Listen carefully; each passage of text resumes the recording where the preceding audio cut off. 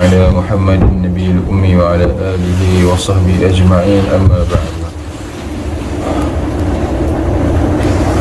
عن عبد الله بن أبي أوف الأسلمي رضي الله عنهما قال خرج علينا رسول الله صلى الله عليه وسلم فقال من كانت له حاجة إلى الله أو إلى أحد من خلقه فليتوضأ وليصلي ركعتين ثم ليقول لا إله إلا الله الحليم الكريم سبحان الله رب العرش العظيم الحمد لله رب العالمين اللهم إني أسألك موجبات رحمتك وعزائم مغفرتك والغنيمة من كل بر والسلامة من كل إثم أسألك ألا تدع لي ذنبا إلا غفرته ولا هما إلا فرجته ولا حاجة هي يسأل الله من أمر الدنيا والآخرة ما شاء فإنه يقدر رواه ابن ماجه باب ما جاء في صلاة الحاجة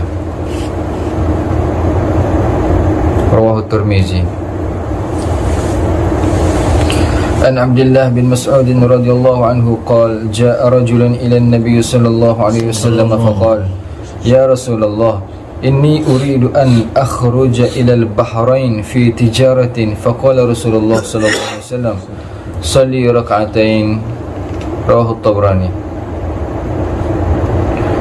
عن أبي هريرة رضي الله عنه النبي صلى الله عليه وسلم قال إذا دخلت منزلك فصلي ركعتين تمنعانك مدخل السوء وإذا خرجت من منزلك فصلي ركعتين تمنعانك مخرج السوء رواه البزار.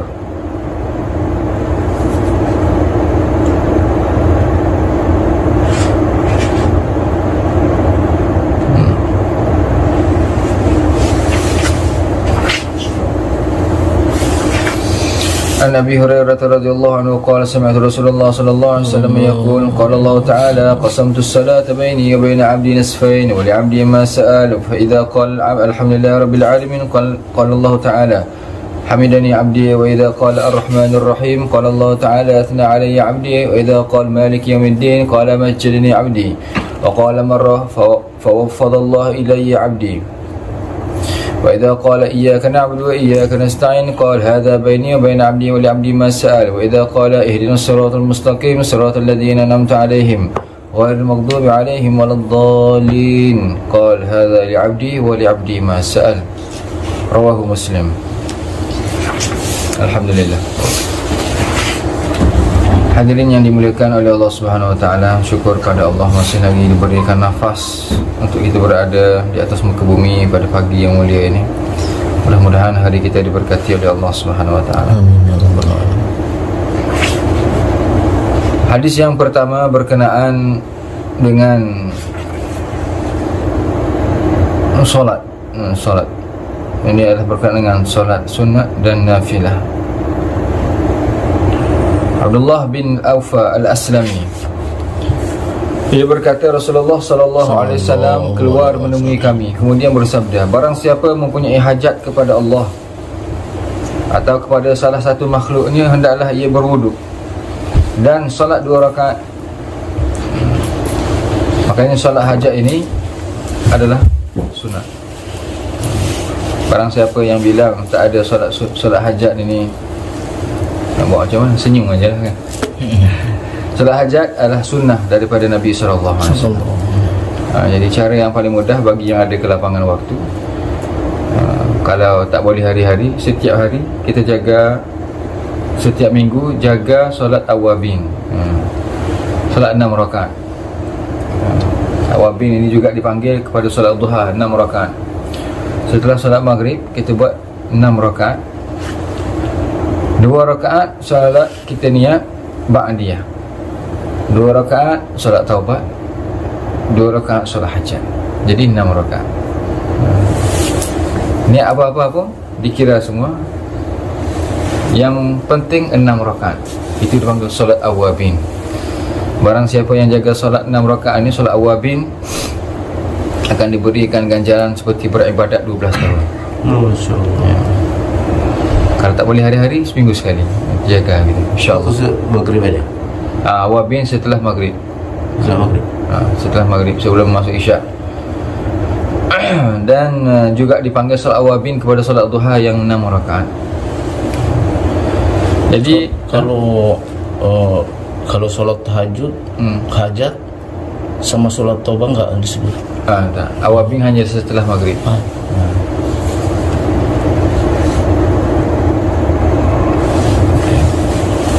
Barang siapa mempunyai hajat kepada Allah atau kepada salah satu makhluknya.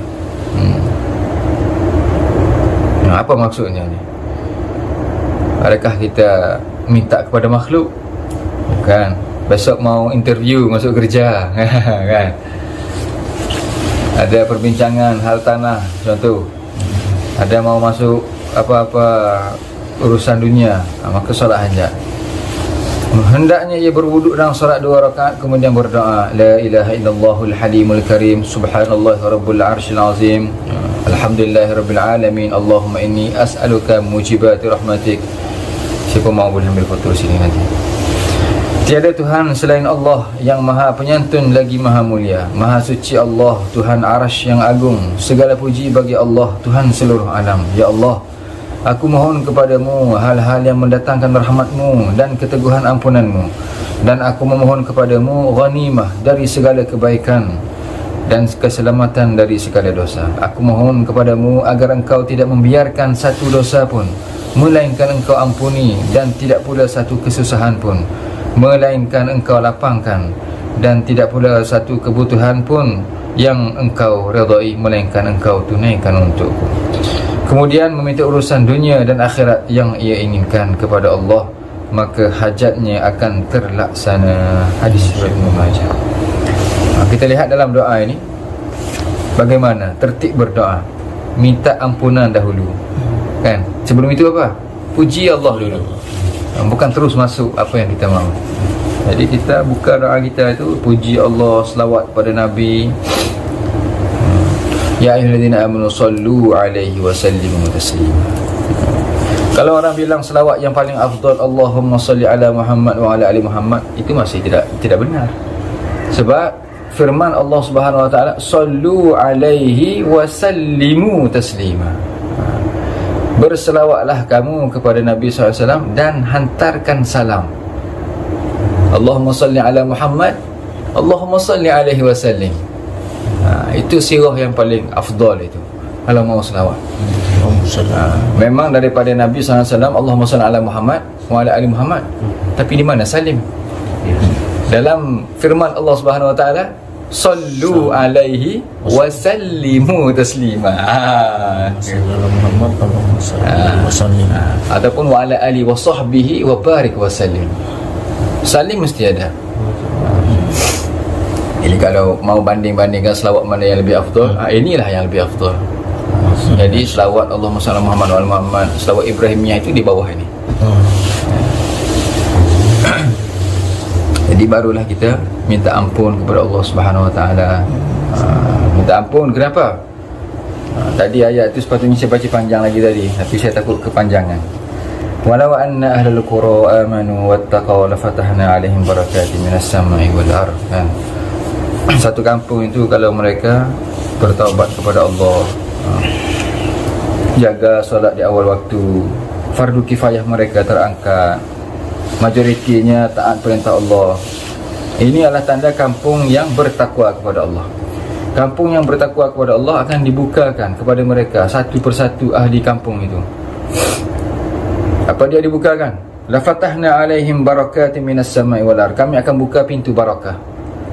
Bukan pintu harta, bukan pintu kerja, bukan, tapi pintu barakah. Tak kerja panjang, tapi ada barakah. Kalau waktu saya di Oman dulu, di Yaman pun begitu. Masuk aja jam 12 siang sampai asar, tutup semua toko. Memang begitu. Habis berapa jam tadi mereka buka kedai toko? Ada 5 jam mungkin. 5 jam. Kalau di South Africa pun begitu. Orang-orang Islam kita jam 10 buka, jam 5 tutup.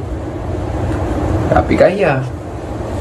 Inilah barakah kan. Barakatin minas sama'i wal ardh. Tapi falamma nasu ma dzukiru bi, orang yang lupa kepada Allah Subhanahu wa taala. Fatahna alaihim abwaaba kulli syai. Kami buka segala pintu pada mereka. Tapi bukan pintu barakah. Orang lupa pada Allah ni kami bagi semua. Mau apa? Mobil, kereta, teman, wang, semua. Pintu semua kami buka, tapi tidak ada janji barakah di situ. Barakah ni jundum min junudillah, kita bincangkan sudah dulu kan. Tentera daripada tentera Allah Subhanahu Wa Taala. Barakah datang kepada anak, anak taat kepada perintah Allah, anak jadi anak soleh-solehah. Barakah datang pada harta, harta jadi banyak. Barakah datang pada isteri, isteri senang sama suami. Barakah datang pada suami, suami senang pulang ke rumah. Jadi itulah barakah. Barakah datang pada waktu, waktu rasa panjang sekali. Ini sebentar, udah habis mepet waktu. Habis mepet waktu kan. Tapi kalau kita jaga barakah ini, insya-Allah waktu kita akan dijaga oleh Allah Subhanahu Wa Taala. Hadis seterusnya dari Abdullah bin Mas'ud, dia berkata, seorang laki-laki datang kepada Nabi sallallahu alaihi wasallam dan dia berkata, wahai Rasulullah, sesungguhnya aku ingin pergi ke Bahrain untuk berdagang. Maka Rasulullah sallallahu alaihi wasallam bersabda, solatlah 2 rakaat. Solat. Maka di dalam solat ini kita kena tahu, bagi orang yang tidak tambah ilmu tentang solat, akan sampai satu masa dia sendiri akan capek dengan solat.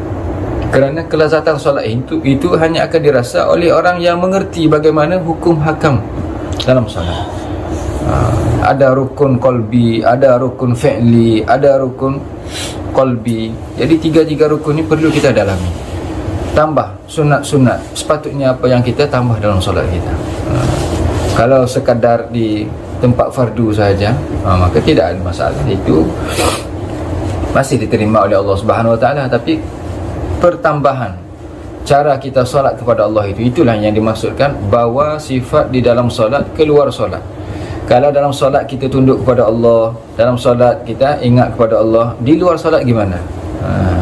Mau bawa solat kita itu boleh keluar solat. Setiap masa dan setiap keadaan ingat kepada Allah, subhanallah bihamdihi, subhanallahil azim kan, zikir-zikirnya, bacaan Fatihahnya. Ni kadang kita solat sudah 40 tahun, mungkin 50 tahun, bacaan Fatihah pun kita tak tahu gimana. Tajwid kita, murattal kita itu gimana. Jadi solatlah 2 rakaat. Di sini maksudnya solatlah dengan solat yang benar. Dari Abu Hurairah radhiyallahu taala anhu, dari Nabi sallallahu alaihi wasallam bersabda, apabila kamu masuk ke tempat tinggalmu, maka solatlah 2 rakaat. Juga sunat. Solat sunat ini sebenarnya yang afdal. Qabliyah dan ba'diyah ini bukan di masjid tapi di rumah. Tapi kalau kita mau cari yang afdal sampai di rumah pun tidak solat, solatlah di masjid kan. Mau solat di rumah ni, mau solat di rumah, keluar masjid habis semua kan. Singgah dulu family kan, minum-minum dulu, habis semuanya. Jadi kalau siapa yang boleh konsisten, solat yang terbaik adalah solat di rumah. Habis solat, pulang ke rumah, solat di rumah. Kenapa kita mau bawa kehidupan dalam keluarga kita itu ada? Nabi SAW bersabda, la taj'alu buyutikum, atau la taj'alu buyutakum al-maqabir. Jangan kamu jadikan rumah-rumah kamu itu seperti kuburan. Tak ada apa dalam rumah. Dalam masjid, kita datang masjid ini sudahlah kurang amalan, balik ke rumah, rumah kita pula macam neraka kan. Jadi datangkan satu konsep, baiti jannati, rumahku syurgaku. Bagaimana rumahku syurgaku? Amalan di masjid itu dibawa pulang ke rumah. Bacaan hadis di masjid itu ada bersama dengan isteri di rumah, bersama dengan anak-anak di rumah. Dengar anak-anak kita baca Al-Quran. Itulah yang dimaksudkan, la taj'alu buyutikumul maqabir. Jadikan rumah kita ini hidup, jangan seperti kuburan. Yang terakhir, hadis daripada Abu Hurairah radhiyallahu taala anhu.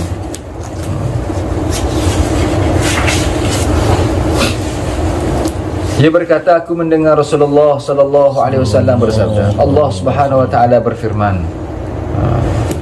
Ini hadis riwayat Imam Muslim. Aku membagi salat antara aku dan hamba-Ku 2 bahagian. Dalam salat ini ada 2 bahagian. Dan hamba-Ku akan memperoleh apa yang ia minta apabila seorang hamba mengucapkan Alhamdulillahi Rabbil Alamin, segala puji bagi Allah, Tuhan seluruh alam. Maka Allah berfirman, hamba-Ku telah memujiku. Ini maksud yang kita perlu tahu. Pertamanya, terjemah ini beda dengan tafsir kan? Tafsir ini lain lagi. terjemah ini adalah word to word, perkataan dengan perkataan. Jadi kita puji pada Alhamdulillahirabbil alamin. Segala puji bagi Tuhan sekalian alam. Akan dijawab oleh Allah, majjadani abdi, kan? Bermaksudnya hamidani abdi, hamba-ku ini telah memuji aku. Kalau kita baca pun tidak benar, salah, ha ditukar dengan ha, maksudnya sudah lain, kan? Dan apabila ia berkata Ar-Rahmanir Rahim, yang maha pengasih, yang maha penyayang, maka Allah berfirman, hamba-ku menyanjungiku. Apabila ia berkata Maliki Yaumiddin, yang menguasai hari pembalasan, maka Allah berfirman, hamba-ku memuliakanku. Dan dia berfirman pada Allah pada kesempatan yang lain, hamba-ku menyerahkan diri kepadaku. Apabila ia berkata iyyaka na'budu wa iyyaka nasta'in, hanya kepadamu kami menyembah dan hanya kepadamu kami meminta pertolongan. Maka Allah Ta'ala berfirman, ini antara aku dan hamba-aku, dan hamba-aku akan memperoleh apa yang ia minta. Maka bila ia berkata ihdinas siratal mustaqim siratal ladzina an'amta alaihim ghairil maghdubi alaihim waladdallin, tunjukilah kami jalan yang lurus, iaitu jalan orang-orang yang engkau beri nikmat, an'amta, yang telah engkau kurniakan nikmat pada mereka, bukan jalannya orang-orang yang dimurkai dan bukan jalannya orang-orang yang sesat. Maka Allah berfirman, ini untuk hamba-Ku dan hamba-Ku akan memperoleh apa yang ia minta. Jadi inilah 7 ayat Al-Quran yang diulang-ulang sentiasa sebanyak 17 kali dalam solat kita. Jadi kalau kita tak faham, sudah bertahun-tahun kita solat, perbaiki solat kita, kan? Kalau tak boleh setiap hari baca terjemah itu, 3 hari sekali, 4 hari sekali baca dengan ya Allah isyrah lana sudurana, cerahkan hati kami. Bukan untuk merasakan kita ini tahu lebih daripada orang. Ini salah satu kebanggaan, kesombongan. Ya Allah sendiri akan hina kita. Kita tahu iblis sendiri pun bukan satu orang yang kuat. Seorang yang tidak kuat dalam beribadat, kuat sekali beribadat. Kalau 7 petala langit itu tidak ada tempat yang iblis ini tidak pernah bersujud kepada Allah. Tapi sedikit saja kibir itu ada, kan? Mithqala dzarratin, satu percikan proton yang ada kibir itu, Allah Ta'ala tidak akan kurniakan ilmu pada kita. Kalaupun Allah kurniakan ilmu, orang pun tidak suka pada kita. Sebab apa? Kerana ada sifat iblis itu. Sifat iblis inilah. Iblis ini bukan tidak bersujud, kita ni sujud pada Allah, kan? Sujud, tapi hanya kerana sini saja problem. Ana khairum min khalaqtani min nar. Jadi kalau kita mau berhijrah ke arah yang lebih baik, minta kepada Allah diterangkan hati, dicerahkan hati, dibukakan hati kita setiap ilmu ini yang kita dengar, supaya Allah beri kita kekuatan untuk kita tambah ilmu kita, untuk kita jauhkan daripada dosa. Tak boleh tambah ilmu itu satu, tapi jauhkan daripada dosa itu satu. Ada orang tambah ilmu tapi dosa tetap dia buat. Tapi selagi mana kita jaga solat kita dengan rukun-rukun yang benar, insya-Allah kita akan terhindar daripada dosa-dosa. Setiap kali kita buat dosa, innal hasanat yudhibnas sayyiat. Kalau setiap dosa itu kita ikuti dengan sesuatu yang perkara kebaikan. Contoh kita tersilap buat dosa, istighfar pada Allah, taubat pada Allah, kemudian kita bersedekah, kita tolong orang, ini akan memadamkan kemungkaran yang telah kita lakukan tadi itu. Hasanat yudhibnas sayyiat, setiap perkara hasanat akan menghilangkan perkara keburukan. Jadi insya-Allah, alhamdulillah pagi kita ni penuh barakah. Amin. Tak ada lagi orang buat dosa pagi ni mungkin dalam masjid ni, kan? Kita datang dengan niat kepada Allah Subhanahu Wa Taala. Hidup kita ni kita perlu faham, setiap hari ni kita perbaiki niat kita. Pagi kita bangun kerana apa? Kita pergi kerja kerana apa? Kan? Kita buat baik pada isteri kita kerana apa? Kita hantar wang ke rumah kita mungkin kerana apa? Kerana Allah, cari redha Allah. Bukan yalah kalau kita tolong nanti kita akan dapat sesuatu. Kalau kita ke masjid nanti orang tak bilang kita munafik mungkin. Itu semua kerana makhluk itu. Kita buat kerana Allah Subhanahu Wa Taala, maka tidak akan ada penyesalan. Begitu juga kita buat dakwah. Kata Syekh Ilyas Khandahlawi rahmatullah alaih, kita buat baik pada orang ini.